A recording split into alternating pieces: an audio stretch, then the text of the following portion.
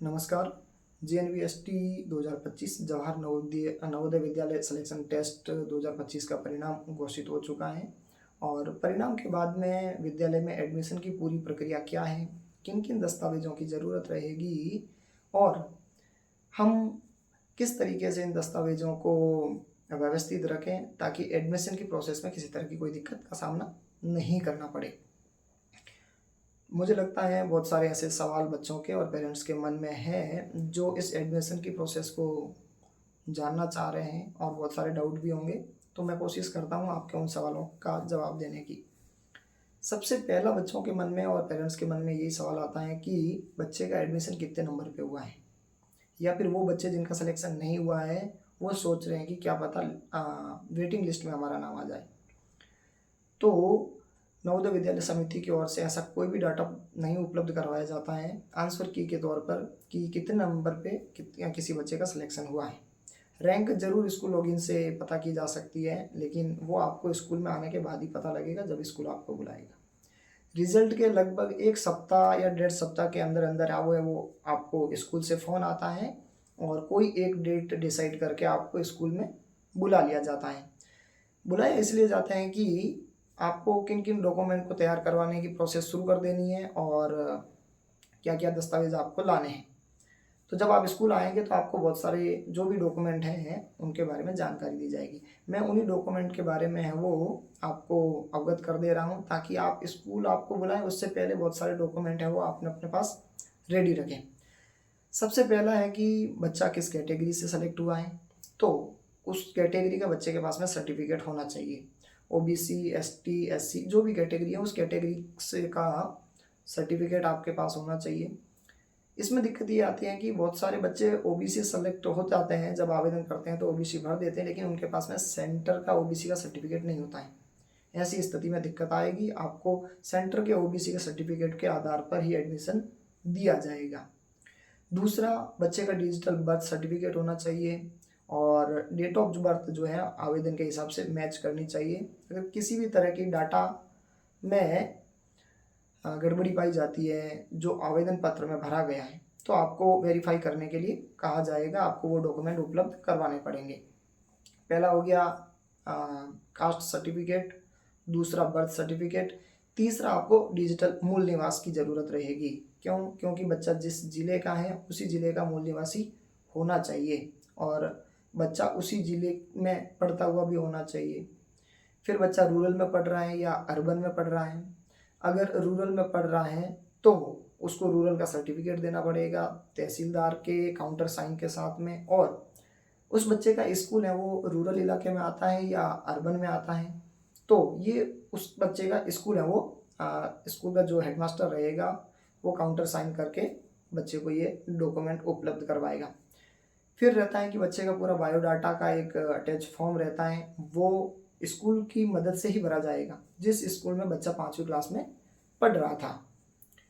इसके बाद में तीसरी, चौथी और 5वीं की अंक सूची यानी कि मार्कशीट की ज़रूरत रहेगी, ओरिजिनल भी, और TC पर भी बाकायदा ब्लॉक एजुकेशन ऑफिसर BO के साइन, काउंटर साइन जरूरी है।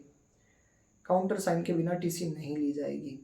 और TC वो डॉक्यूमेंट है जो इस एडमिशन की प्रोसेस में सबसे लास्ट में जमा किया जाता है। जब तक बच्चे का TC सबमिट नहीं हो रहा है तब तक आप मान के चलिए कि आपकी एडमिशन की प्रोसेस पूरी नहीं हुई है। और जब नवोदय विद्यालय बच्चे का TC रख लेता है अपने पास में तो लगभग एक तरीके से एडमिशन की प्रक्रिया पूरी कंप्लीट है। इसके अलावा बच्चे का मेडिकल सर्टिफिकेट लिया जाएगा। मेडिकल या फिटनेस सर्टिफिकेट और बहुत सारी जांच रहती है उसमें, स्कूल की स्टाफ नर्स और जो विद्यालय की प्रशासनिक कमेटियां होती हैं वो डिसाइड करती हैं कि बच्चे को किन किन टेस्ट को करवाना है, और बच्चे की पूरी मेडिकल हिस्ट्री नवोदय विद्यालय के सामने पेरेंट्स को रखनी पड़ेगी बाकायदा प्रूफ के साथ में। ऐसा इसीलिए कि बहुत सारे पेरेंट्स हैं वो इस बात से घबरा जाते हैं कि बच्चे की अगर मेडिकल हिस्ट्री में कुछ दिक्कत आ रही है, कोई प्रॉब्लम है, वो स्कूल के सामने रखेंगे तो स्कूल बच्चे को नहीं रखेगा। ऐसा नहीं है, बच्चे की मेडिकल हिस्ट्री आप व्यवस्थित और जो सच्चाई है वो विद्यालय प्रशासन के सामने रखेंगे तो ये बच्चे की सुरक्षा के लिए है। क्योंकि आप बच्चे को 7 साल के लिए है वो नवोदय विद्यालय को सौंप रहे हैं एक तरीके से, नवोदय विद्यालय रेजिडेंशियल सेटअप है तो 7 साल तक बच्चा यहाँ रहेगा, और बच्चा हाउस मास्टर या हाउस मिस्ट्रेस के पास में रहेगा तब उसकी पूरी मेडिकल की जानकारी है वो HM यानी कि हाउस मास्टर को होनी चाहिए, ताकि बच्चे को या अभिभावकों को आगे आने वाले समय में किसी तरह की कोई मेडिकल प्रॉब्लम का सामना नहीं करना पड़े। ये बच्चे की सेफ्टी के लिए ही होता है।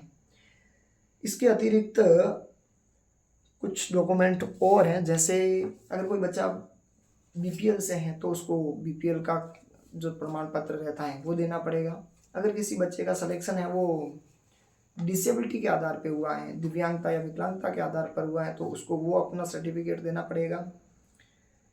इसके अलावा पेरेंट्स से अंडरटेकिंग लिया जाएगा माइग्रेशन का। माइग्रेशन नवोदय विद्यालय समिति की एक पॉलिसी है कि 9th क्लास में 24 बच्चे हर एक नवोदय विद्यालय किसी गैर हिंदी भाषी क्षेत्र में, हिंदी भाषी क्षेत्र का नवोदय विद्यालय गैर हिंदी भाषी क्षेत्र में, और गैर हिंदी भाषी क्षेत्र का नवोदय हिंदी भाषी क्षेत्र में लिंक अप रहता है। ये एक माइग्रेशन की पॉलिसी है, तो उसमें अंडरटेकिंग के तौर पर पेरेंट्स के साइन लिए जाएंगे कि 9th क्लास में बच्चे को माइग्रेशन भेजा जा सकता है। इसके अलावा कुछ अंडरटेकिंग और रहते हैं बच्चों के, जिनमें एक तो मेडिकल वाला हो गया है, और पासपोर्ट साइज फ़ोटो की ज़रूरत रहती है बच्चे के, पेरेंट्स के। ये सारी चीज़ें आप जब स्कूल में आओगे तो स्कूल की जो विद्यालय में कमेटी बनती है, एडमिशन कमेटियाँ, वो कमेटियाँ आपको है वो इन सारी चीज़ों के बारे में अवगत करवा देती हैं, और बाकायदा वो आपको एक बंच देगी जिसके अंदर ये सारे फॉर्मेट हैं, मेडिकल फॉर्मेट हैं, और कास्ट सर्टिफिकेट हैं, अंडरटेकिंग है, अर्बन रूरल का सर्टिफिकेट है, सारी चीज़ें बायोडाटा का है, ये सारी चीज़ें वो स्कूल की ओर से प्रोवाइड करवाई जाएगी आपको। इसके अलावा बात बचती है कि वेटिंग लिस्ट।